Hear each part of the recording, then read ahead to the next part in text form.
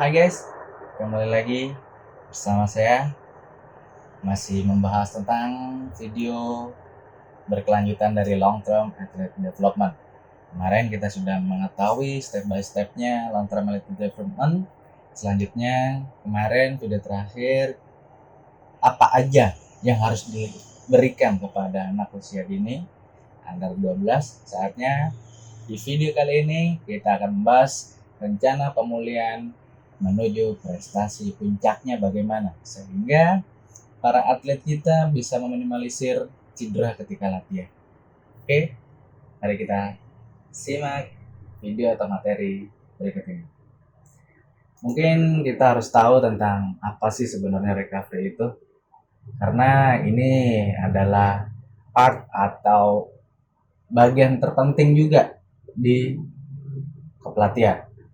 Yaitu recovery itu salah satu pendukung untuk menunjang performa pada atlet. Pemulihan yang optimal dapat banyak memberikan manfaat selama berlatih dan berkompetisi. Selanjutnya, mengembalikan proses fisiologi atau psikologis sehingga atlet dapat berkompetisi atau berlatih kembali pada level yang optimal. Nah, jadi jika kalian melakukan recovery dengan baik atau dengan tepat waktunya, si atlet itu bisa melakukan latihan atau ketika pertandingan itu dengan optimal. Jadi apa yang kita inginkan bisa tembus seperti itu hasilnya. Next, recovery itu dibagi dua. Ada recovery aktif dan recovery pasif. Apa sih itu recovery aktif? Latihan dengan intensitas rendah atau ringan. Pemulihan aktif atau recovery mengacu pada pemulihan dari latihan menggunakan intensitas kegiatan rendah dengan tujuan untuk pemulihan. Jadi recovery aktif itu yaitu latihan dengan intensitas rendah dengan tujuannya yaitu untuk memulihkan. Selanjutnya ada recovery pasif. Apa sih recovery pasif itu? Jadi latihan yang tidak melibatkan aktivitas atau dilakukan diam atau aktivitas istirahat total. Oke. Dengan beberapa pertimbangan pastinya. Bukan hanya kita harus memberikan aktif nih lebih baiknya atau pasif nih lebih baiknya, tetapi dengan beberapa pertimbangan sebagai beberapa lama jeda waktu sesi latihan atau tanding selanjutnya.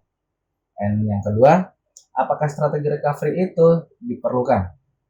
Yang ketiga, apakah dapat dipraktekkan dengan waktu yang sekian dalam artian yang mepet atau dan sebagainya. Terus yang keempat, strategi apa yang secara bukti ilmiah dapat dilakukan dengan waktu yang cukup atau sekian. Mungkin jadi kita harus mengerti dulu, oh buat recovery ini cukup nggak ya untuk materi latihan berikutnya supaya si atlet bisa optimal gitu. Oke, mungkin kita juga harus bahas ini recovery development-nya. Kemarin step by step-nya sudah tertulis di sini. Misal ada active start dan fundamental. Apa aja sih recovery-nya? Terus learning to train dan training to train. Apa aja sih recovery-nya? Train to compete, train to win. Itu apa aja recovery-nya? Oke, mari kita bedah. Apa aja recovery di active start dan fundamental. Di situ ada daring trainingnya, yaitu minum jangan sampai telat atau rehydrate every 20-30 menit. Wajib dibuat kasih minum. After latihannya bagaimana? After training minum, terus minum air putih pastinya, jus kan, makan snack, terus stretching, mandi di rumah. Itu salah satu bagian recovery untuk active start dan fundamental. Kemudian apa sih buat learning to train? Nah, kalau di learning to train, minum sama dengan waktu 20-30 menit. Kemudian setelah latihannya, after atau sebelum latihan,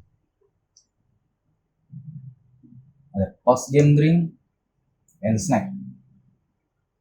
Selanjutnya ada active recovery yang tadi kita bahas, stretching,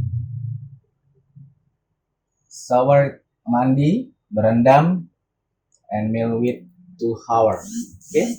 Before bednya itu self massage, ada stretching, relaxation, bisa nonton TV ambil ban, dengerin musik sehingga si anak tersebut bisa rileks.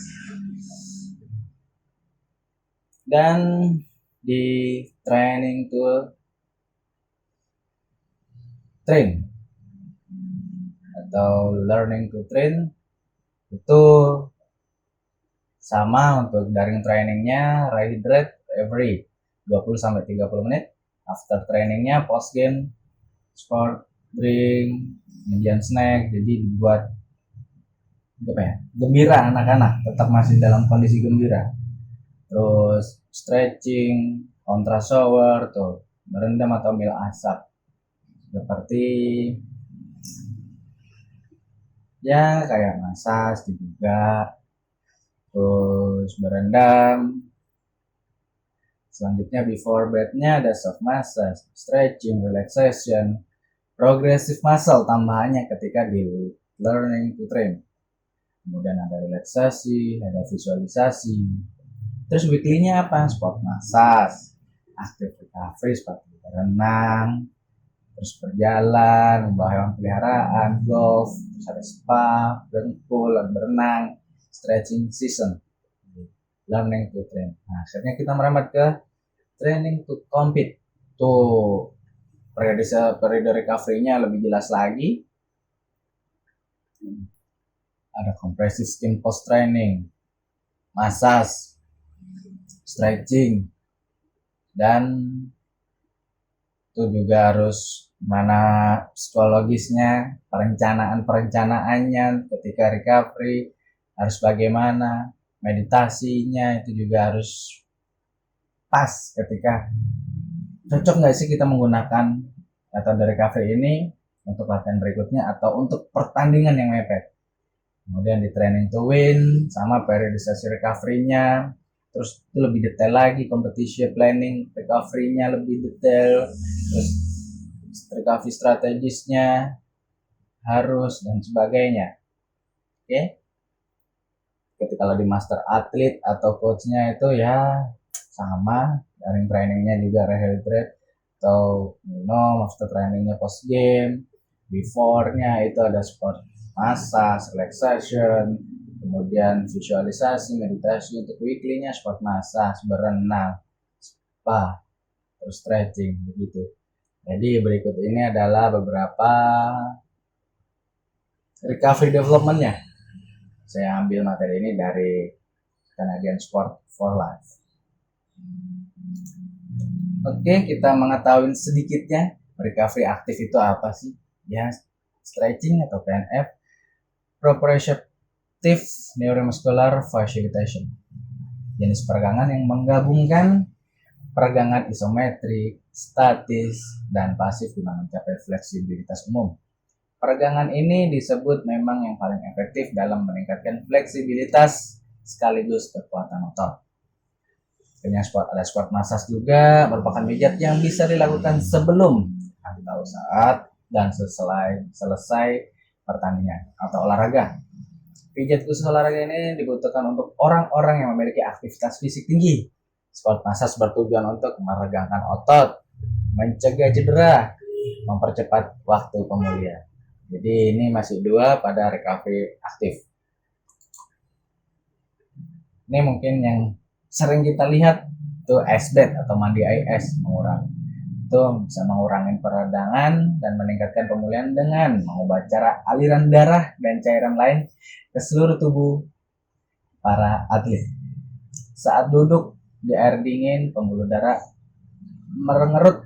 Ketika Anda keluar, mereka melebar atau membuka kembali. Proses ini membantu membuang sisa metabolisme setelah latihan.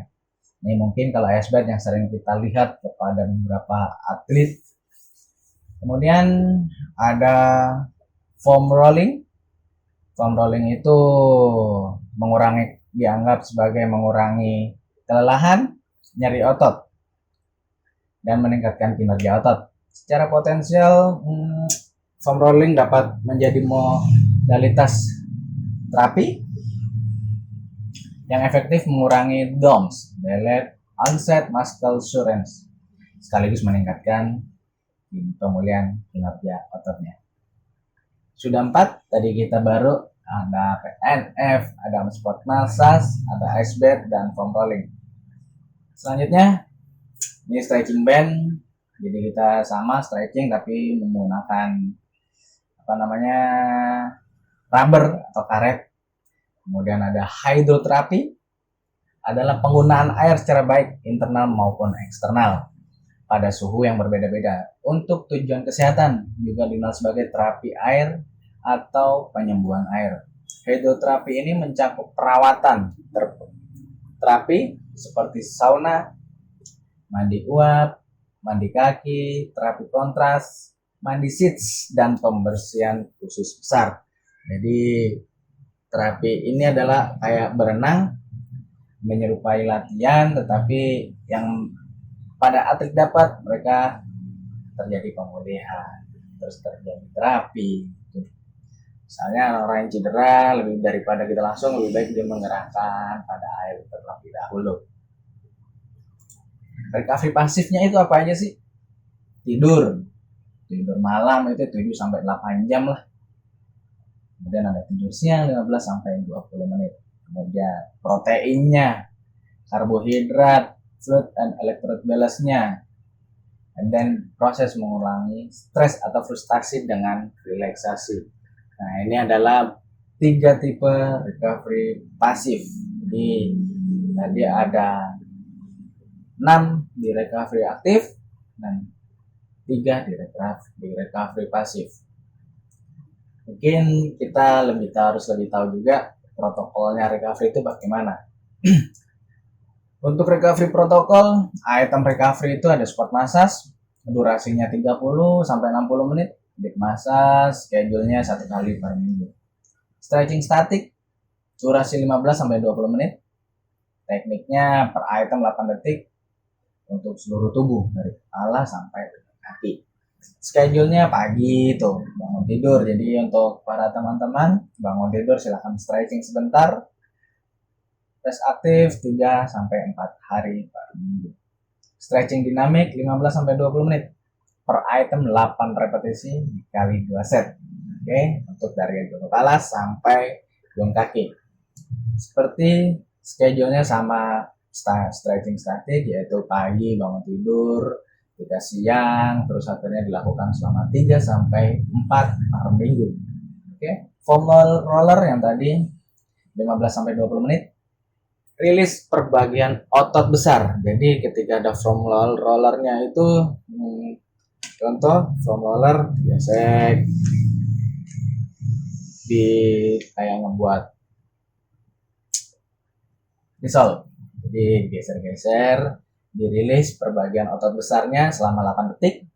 Schedule-nya itu ya pagi bangun tidur, siang sama, dilakukan 3-4 hari per minggu. Nah, dalam band mobility yang tadi stretching band itu 20 menit, gerakan slow to medium, 8 repetisi kali 2 set. Itu digunakan sebagai pemanasan biasanya. Makanya kita masuk ke hydroterapi 20-30 menit. Tekniknya itu 8 repetisi, dynamic warm up selama sebanyak 2 set. Schedule-nya 1 kali per minggu. Kayaknya cold bath 8-15 menit dengan suhu 12-14 derajat, schedule-nya 1 kali per minggu. Contrast shower hot and cool, durasinya 15-20 menit, dilakukan 5 menit panas, 5 menit air panas maksudnya, kali 2 set, dan 5 menit dingin kali 2 set juga, dilakukan 2 kali per minggu. Untuk akhirnya ada item recovery terakhir, compression German 30 menit sampai 90 menit, dilakukan sebagai upper body 30 menit, lower body 30 menit. Oke, schedule-nya 3 kali per minggu. Jadi untuk para coach atau para atlet bisa memilih apa aja recovery yang cocok untuk diri Anda dan untuk program latihan Anda. Jangan sampai salah memilih recovery yang mengakibatkan nanti pada latihannya kurang maksimal atau pada pertandingan kurang maksimal. Makanya perlu dengan recovery protokol, perlu dengan perhitungan yang ketika tadi disebutkan untuk menentukan periodisasinya ketika pada elit atletnya. Kalau untuk anak-anak juga harus ditentukan berapa aktivitas mereka per harinya, terus akhirnya aktivitas olahraga per harinya juga berapa. Oke, terima kasih semuanya dan sehat selalu. Sampai ketemu di video selanjutnya. Tetap support channel kami dengan cara like, komen, dan share ke teman-teman kalian sehingga kita akan terus menjadi lebih baik lagi untuk kalian semua. Sampai ketemu di video selanjutnya. Salam olahraga.